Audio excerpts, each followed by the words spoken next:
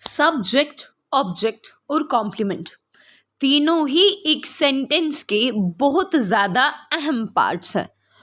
तो हम क्योंकि पढ़ रहे हैं बेसिक्स ऑफ इंग्लिश ग्रामर, आज है डे 5, तो आज हम इन बेसिक पार्ट्स को कवर करने वाले हैं। सब्जेक्ट क्या होता है, ऑब्जेक्ट क्या होता है और कॉम्प्लीमेंट क्या होता है, आज की वीडियो में ये हम जानने वाले हैं। सबसे पहले शुरुआत करते हैं स्टूडेंट सब्जेक्ट से कि सब्जेक्ट क्या होता है। तो सब्जेक्ट के बारे में अगर बात की जाए तो सब्जेक्ट या तो नाउन होता है या तो प्रोनाउन होता है। ओके, और सब्जेक्ट वो नाउन या प्रोनाउन है जो एक्शन कर रहा है। एक्शन करने वाले को डूअर कहा जाता है, इसीलिए वो नाउन या प्रोनाउन जो हमारे पास सेंटेंस में डूअर है या एक्शन को परफॉर्म कर रहा है या जिसके बारे में बात की जा रही है, वो सब्जेक्ट होता है। अब सब्जेक्ट को जनरली एक एक्शन ही परफॉर्म करना है और एक्शन को कहा जाता है वर्ब। जब एक सब्जेक्ट एक्शन परफॉर्म करता है ना, तो रूल ये है कि उस सब्जेक्ट को हमेशा वर्ब से पहले आना पड़ेगा। नॉर्मल सेंटेंसेस की माने तो वहां पर सब्जेक्ट हमेशा वर्ब से पहले होता है। 3 चीजें मैंने आपको बताई। सब्जेक्ट या तो नाउन या प्रोनाउन होता है। दूसरा, सब्जेक्ट एक्शन करने वाले को कहा जाता है या जिसके बारे में आपको एक सेंटेंस में बात बताई गई है, वो सब्जेक्ट कहलाएगा। और सब्जेक्ट का तीसरा रूल ये है कि वो हमेशा वर्ब से पहले होता है नॉर्मल केसेस में। ठीक है, एक और भी रूल है सब्जेक्ट का, वो ये कि सब्जेक्ट जब भी सेंटेंस में आएगा ना, वो वर्ब के साथ हमेशा एक एग्रीमेंट में चलेगा।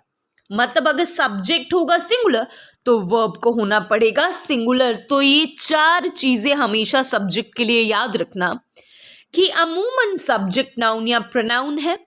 सब्जेक्ट वो है जो एक्शन करे या जिसके बारे में बात हो, और सब्जेक्ट जो होता है उसे हमेशा वर्ब से पहले आना है, वर्ब से पहले आना है students. And last one is this कि सब्जेक्ट को हमेशा वर्ब के साथ एग्रीमेंट बना के चलना है। ठीक है, तो हम देखते हैं कि जो नीचे दी गई एग्जाम्पल्स है, इनमें सब्जेक्ट कौन कौन सा है। Ram is going to the cinema, किसके बारे में बात हो रही है यहाँ पर? राम के बारे में बात हो रही है। तो जिसके बारे में बात होगी, जो काम करेगा, वही क्या होता है? सब्जेक्ट। देखो, काम करने वाला राम है तो राम को बोल दिया सब्जेक्ट। दूसरा मैंने आपको ये बताया था कि उसे वर्ब से पहले आना होगा, तो ये आ गया ना आपके पास वर्ब, तो वर्ब से पहले क्या लगा है? सब्जेक्ट। तीसरा, सब्जेक्ट के अकॉर्डिंग ही आपका हेल्पिंग वर्ब लगता है, मतलब सब्जेक्ट और वर्ब आपस में एग्रीमेंट में चलते हैं। तो राम था सिंगुलर, तो उसके साथ हेल्पिंग वर्ब भी कौन सा लग गया? सिंगुलर। एंड फोर्थ वन मैंने आपको ये बताया कि जो सब्जेक्ट होता है या तो वो नाउन होता है या तो प्रोनाउन। तो देखिए यहां पर राम आपके पास क्या है? Noun. Next, I am recording a video. बताइए यहां पर सब्जेक्ट क्या है? तो इस सेंटेंस में बात मेरे बारे में हो रही है, आई के बारे में हो रही है, तो आई हो जाएगा आपका subject. Next, she completes her work. यहां पर बात हो रही है किसी लड़की के बारे में, शी के बारे में, तो शी हो गया हमारा subject. Next, my wallet and phone are lost. तो बात हो रही है मेरे वॉलेट और फोन के बारे में, तो मेरा वॉलेट और फोन दोनों के बारे में बात हो रही है यहां पर। तो इस सेंटेंस का जो सब्जेक्ट होगा वो होगा माई वॉलेट एंड फोन, क्योंकि यहां पर एक नहीं दो चीजों के बारे में बात हो रही है, 2 सब्जेक्ट है यहां पर, तो इन दोनों को क्या बोला जाएगा बच्चों? सब्जेक्ट। ठीक है, ये था सब्जेक्ट। ठीक सब्जेक्ट की ही तरह ऑब्जेक्ट के बारे में अगर मैं बात करूं तो ऑब्जेक्ट भी या तो नाउन होता है या तो प्रोनाउन होता है। ओके।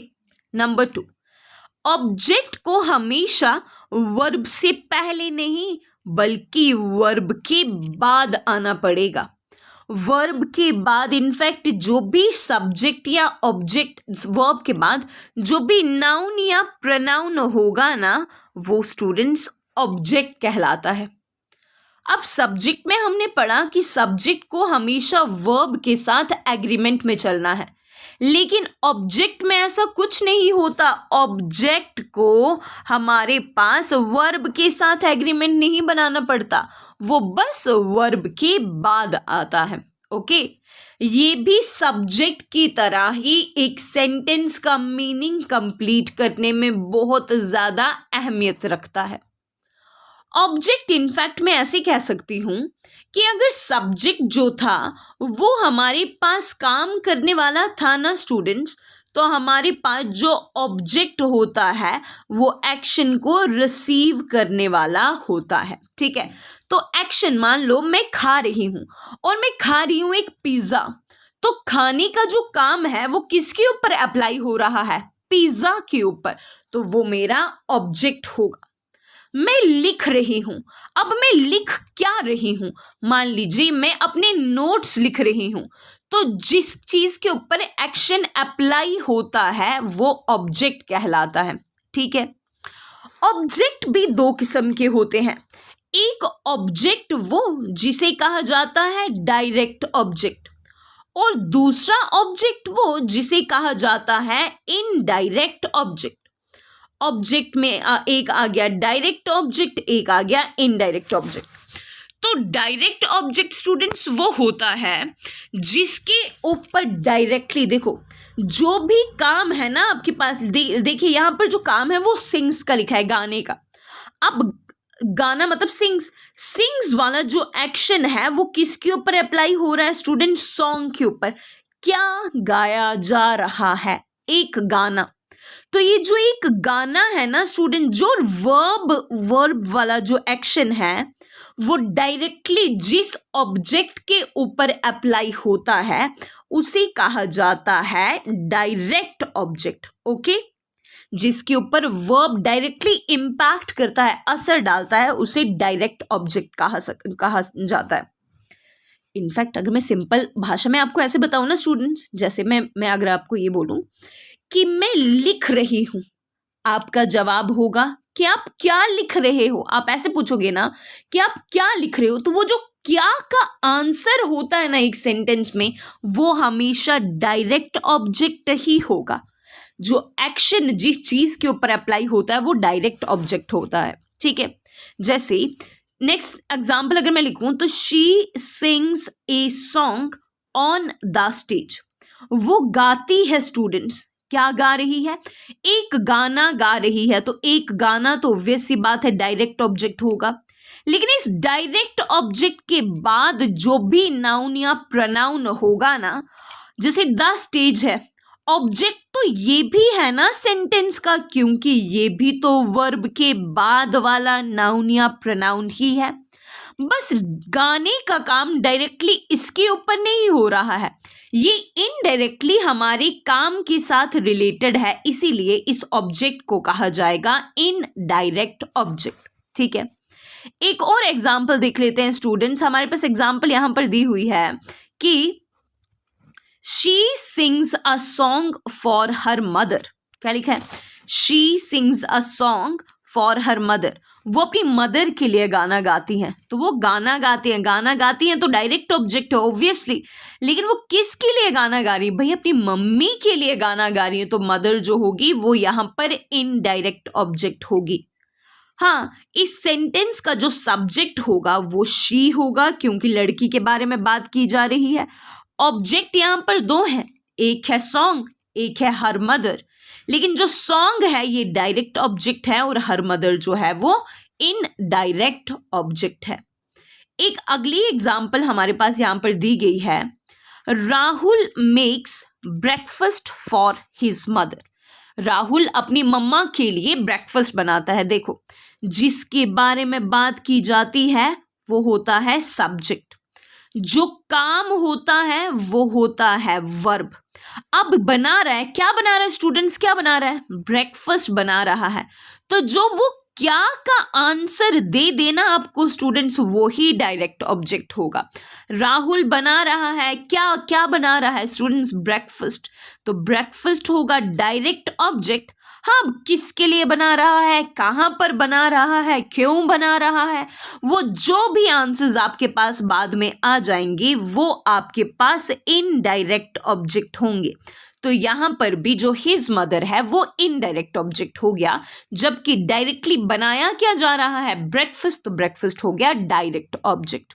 ओके, नेक्स्ट एग्जाम्पल देखते हैं स्टूडेंट्स। लिखा है Richa is dancing in the rain, Richa is dancing in the rain, Richa बारिश में नाच रही है।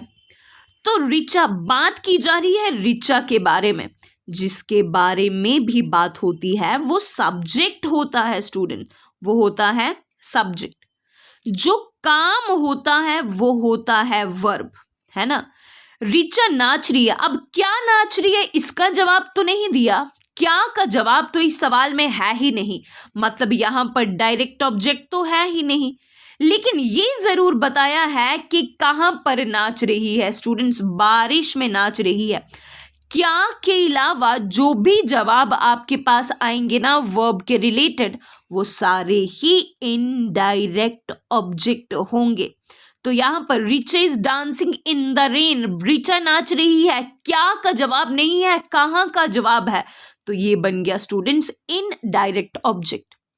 इसको ऐसे भी हम सिंप्लीफाई कर सकते हैं स्टूडेंट, सिंपल वर्ड्स में इसको मैं ऐसे भी प्रेजेंट कर सकती हूं कि let me change the colour. Okay, तो इसको सिंपल वर्ड्स में ऐसे भी दर्शाया जा सकता है कि वर्ब डायरेक्टली जिसके ऊपर अप्लाई होगा ना वो होता है स्टूडेंट्स डायरेक्ट ऑब्जेक्ट, लेकिन इनडायरेक्टली द रेन के साथ रिलेटेड है तो रेन जो हो जाएगा वो एक इनडायरेक्ट ऑब्जेक्ट हो जाएगा। वापस से देख लेते हैं एक बार।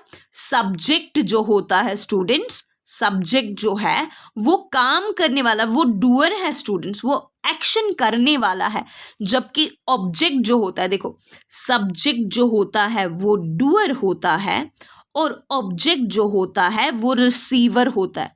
सब्जेक्ट जो करेगा वो एक्शन करेगा, ऑब्जेक्ट जो रिसीव करेगा वो भी एक्शन रिसीव करेगा। सब्जेक्ट और ऑब्जेक्ट दोनों ही या तो नाउन होते हैं या तो प्रोनाउन। सब्जेक्ट जो होता है वो वर्ब से पहले होता है और ऑब्जेक्ट जो होता है वो सब्जेक्ट के, वो वर्ब के बाद होता है। ठीक है, सब्जेक्ट का हमेशा वर्ब के साथ एक एग्रीमेंट चलता है, जो एग्रीमेंट वर्ब और ऑब्जेक्ट के बीच नहीं चलता। ऑब्जेक्ट और वर्ब के बीच में कोई एग्रीमेंट नहीं होगा, सब्जेक्ट और वर्ब के बीच में हमेशा एग्रीमेंट होने वाला है। ठीक है, तो ये आ गया सब्जेक्ट और ऑब्जेक्ट के बारे में। अब हम पढ़ेंगे इस वीडियो का जो लास्ट हमारे पास पॉइंट बच गया है, दैट इज कॉम्प्लीमेंट। कॉम्प्लीमेंट, देखो दो किस्म के कॉम्प्लीमेंट होते हैं ना स्टूडेंट्स, एक होता है COMPLI, लेकिन ये जो ग्रामर में जो मैं अभी आपको कॉम्प्लीमेंट बताने वाली हूँ ये है LE, कंप्लीट वाला कॉम्प्ली है यहाँ पर। ठीक है, तो एक सेंटेंस का कॉम्प्लीमेंट वो होता है, सिंपल सी बात है, कॉम्प्लीमेंट से निकल के आया कंप्लीट, कंप्लीट, तो कंप्लीट करे जो एक सेंटेंस के मीनिंग को, उसे कॉम्प्लीमेंट कहा जाता है। कॉम्प्लीमेंट को और सिंप्लीफाई करते हैं और इस वर्ड्स में इनको पुट करते हैं कि कॉम्प्लीमेंट वो होते हैं जो आपको सब्जेक्ट के बारे में कुछ एक्सप्लेनेशन बताएं। जो आपका सब्जेक्ट था ना, कि सब्जेक्ट है कैसा, वो कर क्या रहा है, ये नहीं बताएगा कॉम्प्लीमेंट, लेकिन वो सब्जेक्ट खुद कैसा है, what kind of subject is that, ठीक है, उसकी कुछ तारीफ करके आपको जो देगा वो कॉम्प्लीमेंट होता है, COMPLEMENT, कॉम्प्लीमेंट। ठीक है, जैसे यहां पर लिखा है शी इज एक्सट्रीमली टैलेंटेड, किसी लड़की के बारे में बात की जा रही है और कहा जा रहा है कि वो बहुत ज्यादा टैलेंटेड है। अगर लड़की के बारे में ये बताया कि वो एक्सट्रीमली टैलेंटेड है, तो जो एक्सट्रीमली टैलेंटेड हो गया ना, वो हमारे सेंटेंस का स्टूडेंट्स कॉम्प्लीमेंट हो गया। ओके, लड़की के बारे में बताया कि लड़की जो है वो एक्सट्रीमली टैलेंटेड है। ठीक है, नेक्स्ट हम देखें, ये नहीं बताया कि एक्शन क्या किया, बस ये बताया कि ये है कैसे। ठीक है, अगर एक्शन बताया होता तो एक्शन के बाद का जो नाउन या प्रोनाउन होता वो तो ऑब्जेक्ट होता ना, लेकिन यहां पर तो एक्शन बताया ही नहीं है। नेक्स्ट एग्जाम्पल देखते हैं। She has been my support system, she has been my support system, वो मेरे सपोर्ट सिस्टम की तरह रही है। भाई ऐसे नहीं लिखा है कि शी हैज सपोर्टेड मी। अगर सेंटेंस कुछ ऐसा होता ना कि शी हैज सपोर्टेड मी, तो इस सेंटेंस में सपोर्टेड वर्ब होता, मी ऑब्जेक्ट बन जाता और शी जो होता वो सब्जेक्ट बन जाता। लेकिन यहां पर लिखा है she has been my support system, मेरा सपोर्ट सिस्टम वो बनी हुई है। ठीक है, यहां पर वर्ब नहीं बोला स्टूडेंट्स, यहां पर डायरेक्टली इसके बारे में आपको एक्सप्लेनेशन दी है कि ये क्या है भाई, ये मेरा सपोर्ट सिस्टम है। तो ये हो गया सेंटेंस का ऑब्जेक्ट, नहीं complement. Next, he is a good boy, किसी लड़के के बारे में एक्सप्लेनेशन दी है कि वो जो है एक अच्छा लड़का है, तो ही हो गया सब्जेक्ट, और सब्जेक्ट के बारे में जो एक्सप्लेनेशन दी जाती है स्टूडेंट्स, अगेन वो क्या बन जाएगी, कॉम्प्लीमेंट, वो बन जाएगा कॉम्प्लीमेंट। ठीक है, तो यही है स्टूडेंट्स हमारे पास सब्जेक्ट, ऑब्जेक्ट और कॉम्प्लीमेंट के बारे में बेसिक्स ऑफ इंग्लिश ग्रामर। आज था डे 5। आई होप आपको आज का लेक्चर समझ आया होगा। तो स्टूडेंट्स मिलते हैं आपसे नेक्स्ट लेक्चर में, तब तक के लिए नमस्कार।